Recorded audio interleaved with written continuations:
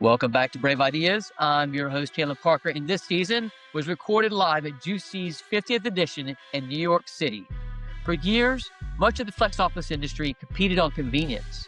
Today, more operators are competing on something else: brand, experience, identity, and the simple reality that customers are willing to pay more for spaces they generally want to spend time in. My guest today is Flip Howard, CEO of Lucid Private Offices. Flip has spent more than 2 decades in the industry and successfully transformed his business from a traditional executive suite serviced office operator into a premium private office brand with a clear point of view. In this conversation, we explore why brand matters more than ever in office real estate, how Lucid repositioned itself around a premium experience, the relationship between coworking, private offices, and profitability, why consistency across a portfolio matters, and why fundamentals still matter even as the industry chases new operating models. This is a conversation about positioning, discipline, and creating something customers actually remember. I hope you enjoy. Let's jump in. Welcome to Brave Ideas, Flip. Thanks for having me. We should have done this like years ago. You've been doing this industry for 25 years. I have. And it just took Liz Elam to bring us together. Liz is the great connector. He is the great connector, and we're here at GC 50th edition, Manhattan and J Suites for another episode this season. So thank you for joining. What I want to dive into is the premium aspect of your brand. We're going to cover a few things here, but our industry, where historically we've had a lot of, shall I say, kind of boring. I'm going to be a bit rude here for a moment, maybe for some people, but we had some sort of boring aesthetics and middle market brands, which has a place for the market, but there's been a movement from the demand side of people who want substance, who want cool aesthetics, Instagram worthy, premium feel, and you guys are delivering on that. So you guys on the website described Lucid as a place to work, not play. What's the story behind that? Yeah, it's a good. So our company motto is "Work is good where you do it matters." So the first part of that, the work is good part, is kind of an underappreciated concept, I think. And we kind of built our brand around that. From 2001 to 2017, we were just like a Regis copycat executive suite. We were called Meridian Business Centers. We were all the things you were just making fun of. Basically, we were boring, dark, depressing executive You see what I did suites. there then, right? Yeah, I did. Okay. Yeah, that was good.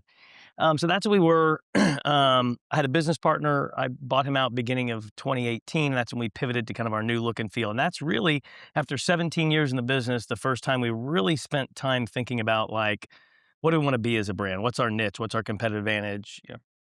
And that's when I thought a lot about this whole concept of work is good. And I felt like the understanding of work, there was a pendulum swing that happened. It went from, hey, you got to do it. Work sucks. Just come to work and shut up. There's yellow lights and drywall and it's gross. So just come here and shut up. And then it sort of pendulum swung to this, yeah, work still sucks, but come here and play and have beer kegs and ping pong and whatever else and just kind of escape from work while you're at work. And we're like, why? Why can't we do something that's halfway between? That is premium, where we actually embrace the concept of working, but it doesn't have to be depressing and energizing. So we try to build our whole brand around kind of that concept. You said the word niche earlier. For my UK audience, we say the word niche. Mm-hmm. But there's a phrase in the US that doesn't really work in the UK. It's called niches to riches. Have you heard that? Have you heard that before? I've never heard that before, but it makes sense. I look forward to it happening to me. Yeah, I do think it's an underserved niche. That's one of the reasons why it's not like I felt like, okay, the premium private office focused co-working slice is the best. I still don't feel like it's the best. I feel like depending on who it's for, there are flavors like to the left and right of me that are both the best for certain audiences. Like, there are value providers that are kind of boring office space, but it's really efficient and it's really, for companies that are cost cutting. And I think that's great. And there are very casual spaces that are very fun and playful and people need to meet each other and expand their networks and do all this. And I think that's great for them. For us, this was a slice that I felt like was underserved. I felt like I didn't know how to be cooler than, I'm good friends with Nick Clark. I run Common Desk. Like I always said, I didn't know how to be cooler than Common Desk, but I knew how to be cooler than Regis, and I didn't. So anyway, we found this niche that I felt like was underserved. I felt like it was going to be easier to find people who were looking for something that I was kind of, yeah, people are looking for something between the two that was, I wasn't swimming in the pond of all these cool casual co-working spaces, but I also wasn't the same as all these really old dated things that had been built out 15 years ago. And it was something new and different. That's what we've been doing for the last, I guess, 8 years now. This is the whole essence of brand is knowing who you're serving and building, putting your values front and center, building around that, and attracting the people that believe in that. So it sounds like you've done that, but you also, whilst you have private offices, you also have co-working, and you've sort of taken a middle ground approach to take the best of both worlds. What was it that you saw about both models that you could fit together in the right way that's going to deliver a positive P&L? That was the tricky part because I used to use the analogy a lot. I haven't said it in a while, but nobody wants a convertible minivan, meaning like if you try to combine the best aspects of a convertible and a minivan, you might end up with a convertible minivan, and nobody wants that. So you can't just blend the two and know that it'll work out. You had to pick out like the best parts of this one and the best parts of this one. So for me, on from the co-working, more casual co-working side, that was community, it was light, it was energy, it was customer-friendly terms, it was non-legalistic agreements, not holding people to kind of real estate contract kind of situations. And then from the executive suite side, it was simple math. It was revenue and expenses, and it was privacy, and it was professionality, and some of those things. And so we really have even gone so far in our design to where every element, like literally our floors, our walls, and our ceilings, we said, okay, what would a Regis do and what would a WeWork do? And we're doing neither of those things. So what's halfway between those two things? And that's kind of what we've done everywhere. So can you paint a picture for the people who aren't watching today and just listening? What does that even look like? Well, like in a physical design, it's so like our ceilings are not industrial open, like warehouse style ceilings, and our floors are not hard concrete floors like you would have in a WeWork, and our walls are not all glass like you'd find in an Industrious or WeWork, but it's also not all carpet with a 4-inch base, drywall walls, and white ceiling tiles. We didn't do that either. So what it looks like is, everyone says this, but it's a hybrid of drywall and glass on the walls in the right places. All of our sight lines have natural light coming in. On our floors, it's a combination of hard and soft surfaces. It's either black ceiling tiles or it's wood or drywall or other kind of elevated ceiling finishes that are not white ceiling tiles. So, I mean, that's just the design part, but And is that a copy paste across the entire portfolio? pretty much. Okay. Yeah. I mean, there's obviously differences based on the floor plan Sure. and the layout, but yeah, if you walk into one Lucid Private Offices, you can pretty much expect what the next one will look like. And we still do actual reception desks, and there's boardrooms, but it's not the Regis style. Here's the reception desk, the boardroom's behind it on the glass. There's no activity here. There's always a coffee lounge where you can see, but you're not entering into the coffee lounge. There's some subtle differences. Honestly, I'm a little offended sometimes. I'll have people who I think I've created this really unique, amazing thing, and I'll have someone who's like in the business walk into one of our spaces, and they'll be like, "Oh yeah, it's nice, it's elevated, it's just like an Industrious." I'm like, "No, it's not just like an Industrious." But so I guess my point in that is a lot of the finishes are not apparent to a lot of people, but I still think they all make a difference when you add them all up. We'll put a link in the show notes for people to check out your website and see the photos and so forth. I've heard it described, maybe I've even described it this way, is that the co-working brings the vibe and the private offices bring the cash. What do you think about that? I think that's pretty much right. We even in our private offices, I mean, most co-working companies now get most of their revenue from private offices. They can talk about being a co-working company. I think co-working obviously is the umbrella term for our whole industry. But if by co-working you mean hot desk and dedicated desk and open space stuff, we do very little of that. So we have to find other ways to bring the energy. We do offer some memberships that are lower cost to get activation in the space, but also we have large team rooms that are all glass, that are in visible areas that bring in energy, so it doesn't feel like an executive suite inside. But our primary revenue is obviously derived from people renting private offices because they stay a lot longer and they pay a lot more. How much of the design aspect of what you're copy pasting is specifically attracting that customer, your ICP that you're attracting? Is it design? Is it something else that attracts them? I wish it were something else because I feel like we have a lot more to offer than that. But I think the design is what attracts them, and everything else is what keeps them. Like our community there we use the word driven because we're trying to find a non-pretentious way of saying rich people. Basically, our suites are a lot of decision makers. It's not a lot of younger employees. It's a lot of basically rich people who own their own things. And because of that, a lot of the spontaneous interactions and conversations in there they're just dynamic. They're talking about higher level things. They're doing cool things. And so that sort of spontaneous interaction that happens in our locations, it's really something that's hard to talk about on a website or even talk about on a tour and a sales pitch. You're gonna have to be there to see it. So really, I think the design is what draws people in, but it's the same crowd. Like the kind of people that are drawn to our design kind of want that. They these people generally have their own families and their own lives, and they don't want to spend a whole bunch of time at work. They've got a whole friend group. They don't need to make a bunch of new friends, but they don't want to be bored all day either. Like they like just the right amount of social interaction. They like just the right amount of conversations with people doing cool things. And so I think the design draws in the kind of people that end up interacting well with each other in a way that I honestly didn't plan. It just kind of happened that way. We didn't really plan on being premium, honestly. We were trying to just be halfway between a Regis and a WeWork. We were going to be equal level. We were just going to be, look, this one's very casual and playful. This one's very stuffy and professional. We want to be kind of halfway between, like a little bit stuffy, but go ahead. Is that because you recognized in the tours that you were having, the feedback you had from customers, the deals you were closing, that there was an existing demand for somebody who didn't want WeWork or Regis, they wanted something different? Yeah, that, and again, we were just a Regis copycat for a long time, and it was so funny. We had to be cheaper than Regis to win deals for 15 years, and now we're double the price of Regis, and nobody cares. It's been funny to watch that happen. So we started out just trying to be halfway between the two, and this whole kind of elevated to them thing that's happened was sort of an accident. We just realized that, oh, if we're like an executive suite, but we're more modern, and if we're like a co-working space, but we're more professional, that actually does create something that draws this kind of more upscale audience. That was just kind of an accident. It's interesting what you talk about, the dynamic interaction being spontaneous, whereas a lot of the brands out here that lean more towards the co-working side, they invest heavily into the curation of the community, the events programming, and so forth. Are you not having to do that because of the certain customers that you have? Having to isn't, I don't know if it's right. We probably would do better if we invested more in it. We invest a little bit in it. We're kind of halfway between. So I would say we invest in programming more than executive suites do and less than a lot of casual co-working spaces do. I think we would do better if we invested more. I think we have a ways to go on that. We've got a few locations that are really good about it, where we have a really active, cohesive community, and there's always a waiting list and there's a line for the bathroom.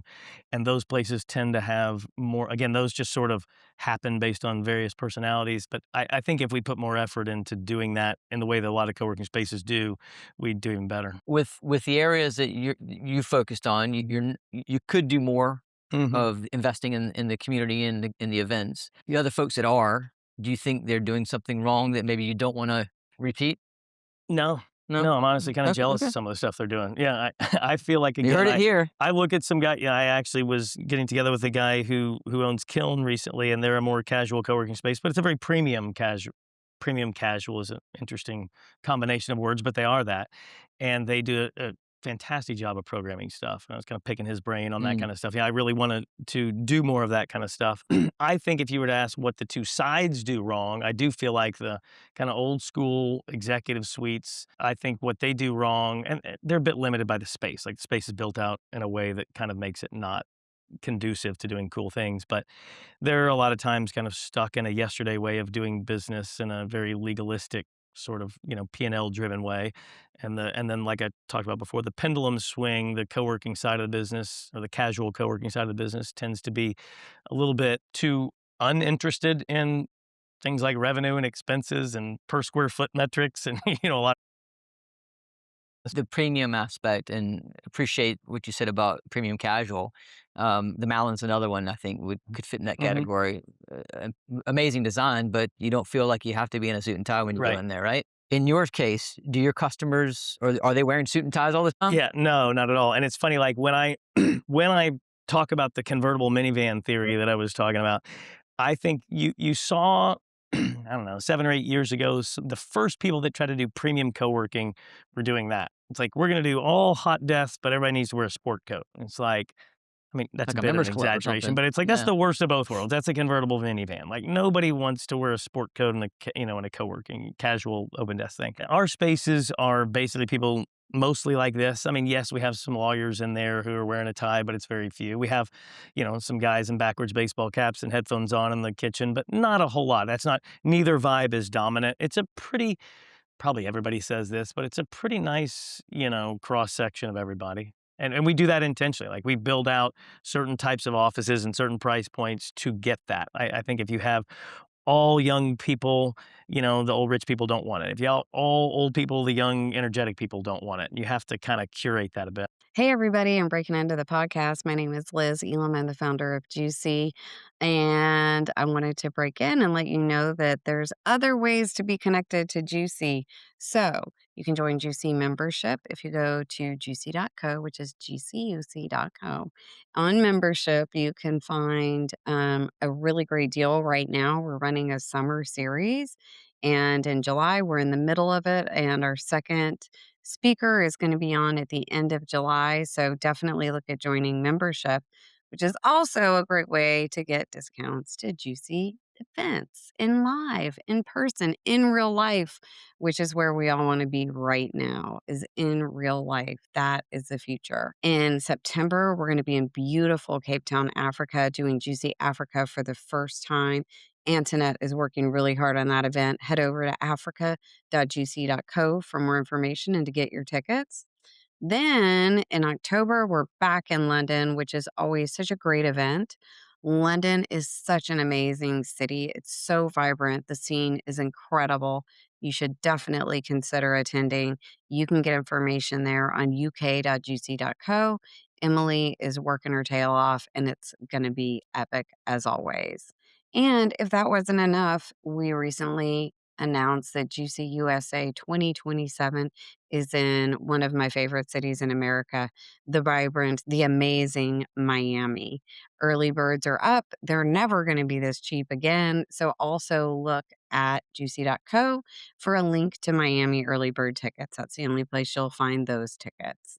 Anyway, we're over here busy thinking of new and exciting ways to educate you guys and inspire you guys. Hope you're enjoying the podcast. We had such a great time at Juicy's 50th with Caleb and Brave, and now I'm going to turn you back to it.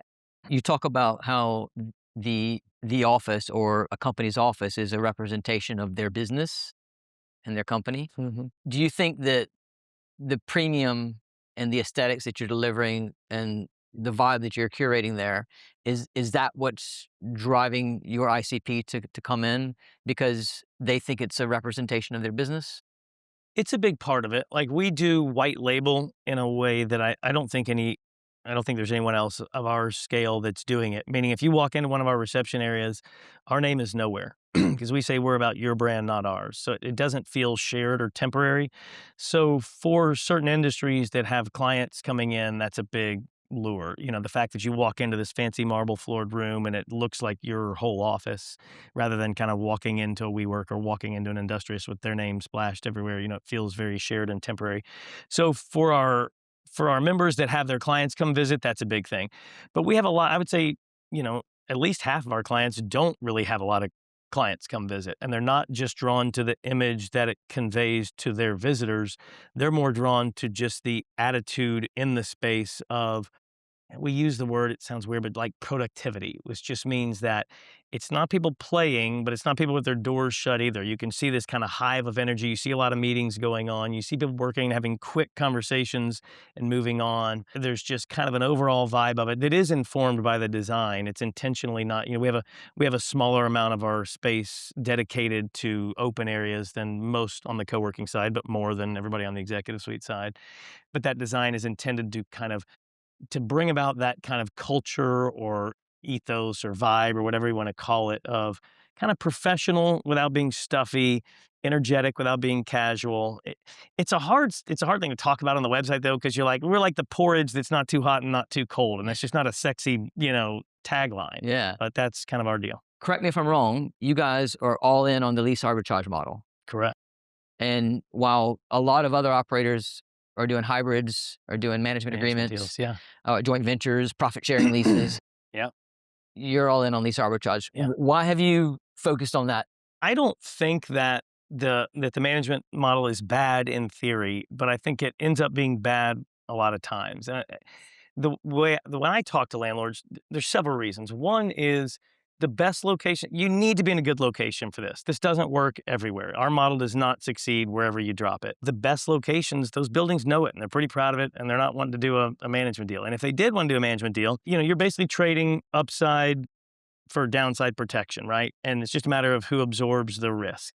And if they're going to absorb the risk of the downside, they're going to want a bunch of premium for the upside. But the problem is twofold.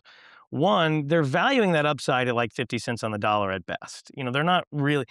I've been doing this long enough to where, like, when I look at a building, I can tell you, I can pro forma it pretty closely. Like, I'm not worried about it going out. I'm not worried about it not performing, and I know exactly what it's going to do. And so they don't have as much confidence as I do in what it's going to do, and they have a lot more fear for the downside than I do. So that math just doesn't work out for the negotiation. I don't want to trade the upside for downside protection that's kind of irrelevant to me, because I wouldn't be signing this deal if I didn't know it was going to succeed. One of the biggest problems I have with management agreements, it's not with management agreements itself, but it's the way they end up playing out a lot of times, is the lack of vetting.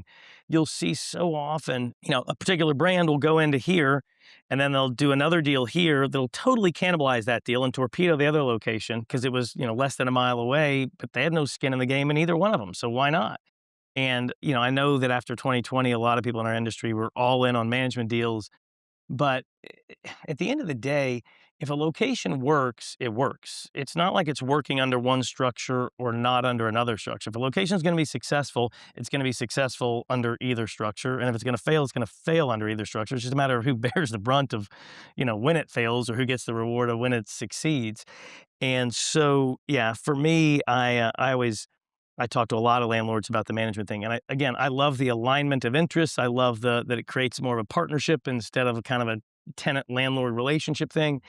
But there's just a lot to watch out for in terms of the vetting of it. No, I appreciate the focus on lease arbitrage, and you're right. In certain locations, if you're going to really kill it, you're going to want to keep all the upside with that.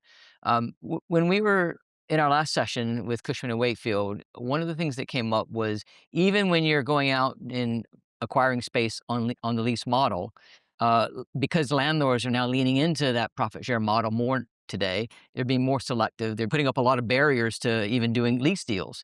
And so are you finding that when you go out to acquire new space, you're actually having to pitch that landlord on you? One, yes, there are a lot of landlords that are not receptive to co-working at all, they're kind of averse to co-working, and we're having to pitch them on us. Happens all the time. In fact, some of our best, I'd say not most, a high percentage of our best recent locations, the landlord originally didn't want us, and we had to basically talk them into it over a period of time. Why didn't they want you? Because they think of co-working, and I tell them this, if you don't vet co-working strongly, I kind of don't respect you as a landlord, because I get it, because there's been a ton of bad co-working deals done. And that's the reason why they don't want us. They've either had other buildings or had friends who've had other buildings who've had a bad co-working deal done, and they're skeptical of co-working. They kind of paint us with that same brush. And everybody's had tech companies go out of business too, but they'll still sign a deal with the tech. And for whatever reason, co-working has a little more of a negative baggage with it. Whenever one goes bad, it drags the whole thing down. But that's one reason why I talk to a lot of friends in the industry and friends on the building ownership side to try to prevent bad deals from happening. So I think it kind of is an albatross hanging over all of us. But back to your original question, I would say that yes, very often for me, it's all about being in the right location. And I can have the perfect lease structure in a bad location, and I will pass on that deal 10 times out of 10 versus a pretty good lease deal in the perfect location. It's like, location, retail sort of thing.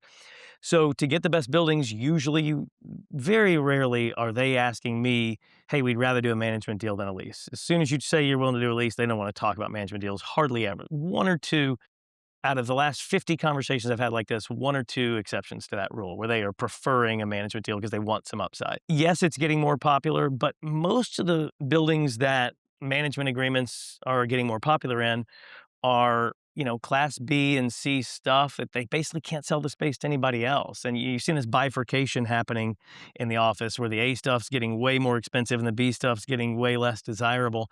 And so you're seeing, we've had a national brand that does all management deals go into a couple of our locations that we left when our lease was up, that we were in for 10 years and left because it was too B for us.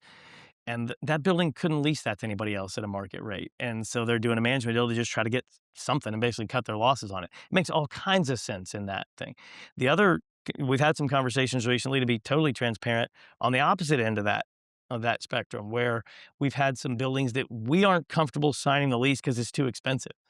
But I tell the landlord, like, I'm willing to do a management deal at this. And they have, I think, wisely punted that deal, because if I'm not comfortable putting my name on it, I don't know that they should be either. It's just outside of my pricing model. I don't know if I can get $900 a desk here to make the math work on a $65 building.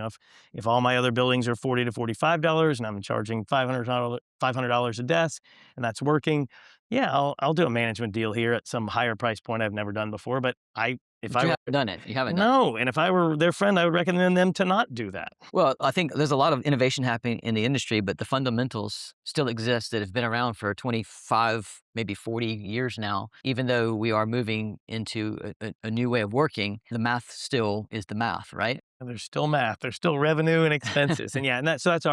We're just, we don't have investors. We don't have debt. We just grow out of cash flow. I need every building. I'm not interested in dots on a map for some hypothetical valuation. I need revenue to be here and expenses to be here, kind of from day one, going on. So that's the way we do deals. And we're able to talk landlords into doing deals with us because I use the stat. We've made 4,000 consecutive timely monthly rental payments. We've been doing this for 25 years. We got a bunch of locations and we've never missed one, even through COVID.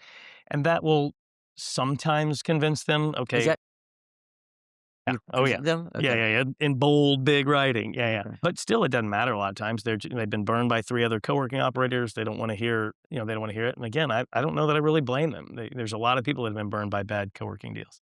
Well, flipping that, for the landlord that does want Lucid, what would you tell them?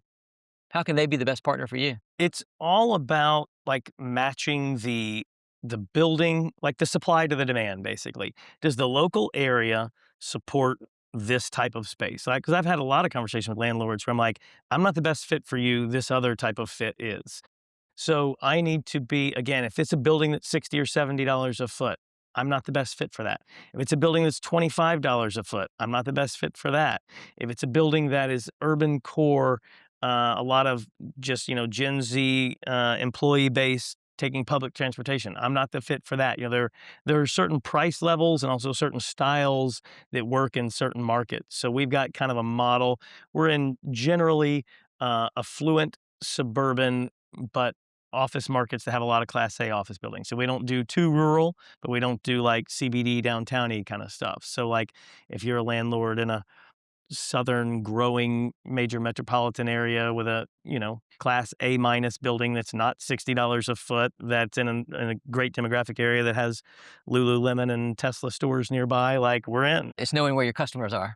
Yeah. The concept of premium goes down to knowing who your customer is, delivering the brand, but then it also goes into how much you spend on your CapEx to deliver the aesthetic and what that brand looks like. Is there another piece to the premium beyond the design and aesthetic? Yes, and I would modify one thing you said a little bit. You said how much you spend on your CapEx.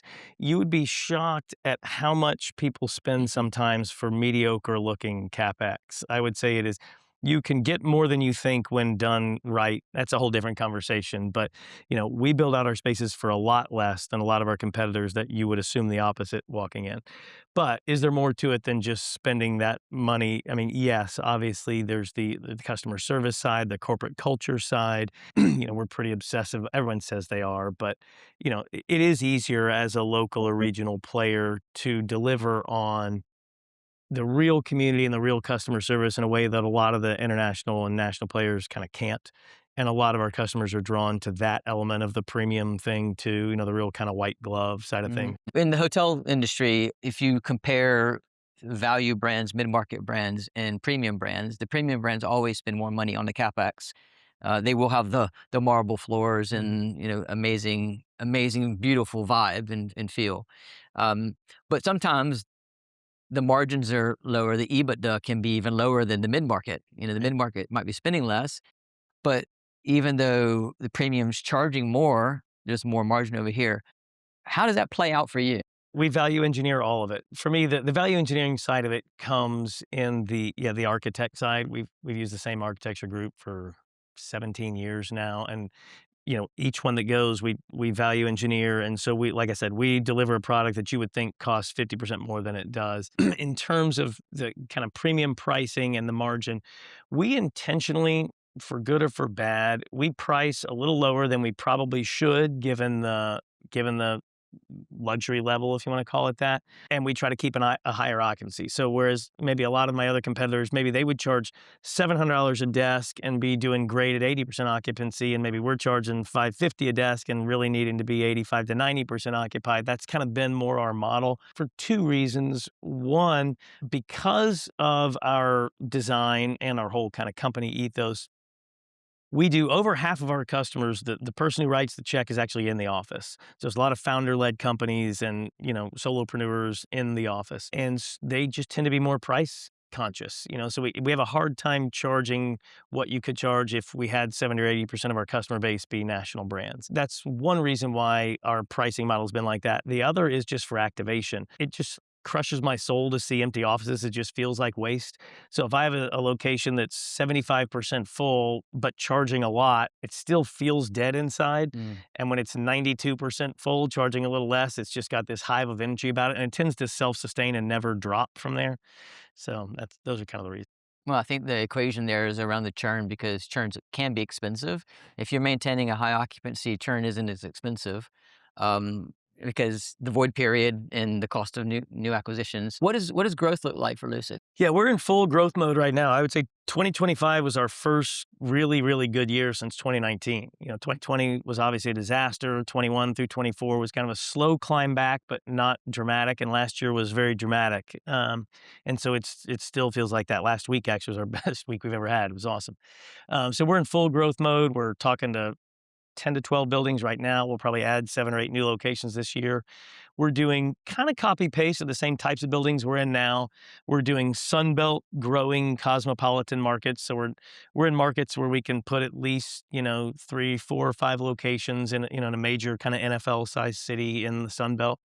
And we're not downtown. We're just kind of doing what we do in those markets, and we'll keep doing that. We grow, just like I said, out of cash flow, so we don't have like a board and investors and debt or any of that stuff. We're just super simple, old school revenue and expenses. I was actually halfway expecting you to come in with a baseball hat backwards, like you were talking about your customer earlier. Because when we had our prep call, you were wearing, you had your hat backwards. I was like, all right, maybe I should wear mine too. When you called me yesterday morning, I had just gotten home from tennis and I had my hat on. My glorious long hair gets in my eyes when I play tennis, so I had to wear a hat. And Glorious, love it. Glorious. And but I was holding my 2 granddaughters in that.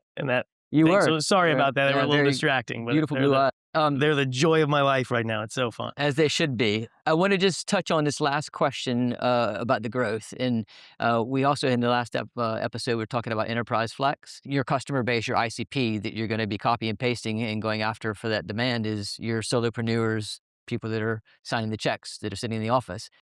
How much of your customer is enterprise? So it's growing, and it's been a big topic of conversation in our company, because we've always appealed more to the solopreneur. I take of as meaning one person. We obviously do a lot of founder-led, 1 to 10 person companies, as well. It's changing because a lot of those people, the small 1-2 person operations that used to need an office, now since COVID, basically don't need an office anymore. They work from home. So we've lost a lot of that core customer base, and it's been replaced by a lot of corporate, hub and spoke, hybrid work model kind of enterprise business. Not that it's enterprise in terms of they take a ton of our space. We'll never give more than 10% of one of our spaces to a customer, actually. Can you explain why? Yeah, just because we want to always stay full. So most of the locations that I've looked under the hood at that have failed because one customer had 20 and then 30 and then 40% of their space, and then they left because it was not cost effective kind of by definition, or they had to squeeze the margins so low. You can just get a lot better margins when you're charging someone, for a smaller amount of space. So it takes us a little longer to fill up than any of our competitors, but then once we get full, we tend to just stay full forever because we don't give a huge, chunk of space to any one customer. Back to your original question about the market segments. So we've lost a lot of our individual entrepreneurs, but we've gained a lot more enterprise business, and we're making small changes to do more. And when I'm talking about enterprise business, I'm still talking about 1 to 20 person requirements just from a big company. And that's getting bigger and bigger, and we're doing a better job of appealing that. We're still kind of new at that. We didn't used to do much of that at all 5 or 10 years ago, and now we're figuring that part out. They're less cost conscious. They're great customers, and I think that is only going to continue. The gig economy is still booming and kind of probably always will. So I think there will always be a lot of tiny micro entrepreneurs, but it's hard to just sign that many deals a week, if you would do all little onesie twosies. So we're pivoting and doing more and more larger deals, but we still don't want to be the kind of company that caters only to enterprise, because I just feel like there's not enough margin there. Is there a thought process around the makeup of the mix of people and what an enterprise footprint might do to the vibe?